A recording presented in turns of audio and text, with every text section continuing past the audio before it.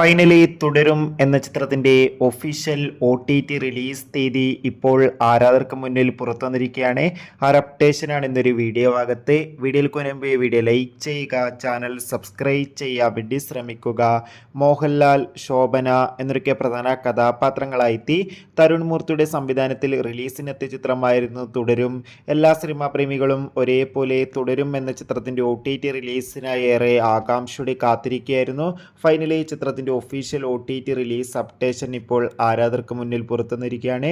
Finally തുടരും എന്ന ചിത്രത്തിന്റെ OTT അവകാശങ്ങളൊക്കെ സോണി ലീവ് എന്ന OTT പ്ലാറ്റ്ഫോം സ്വന്തമാക്കിയെന്ന് കൺഫേം ആക്കിയിട്ടുണ്ട്. ഇപ്പോൾ ഇതാ ചിത്രം എന്നായിരിക്കും OTT റിലീസ് ചെയ്യുക എന്നും കൺഫേം ആക്കിയിട്ടുണ്ട്.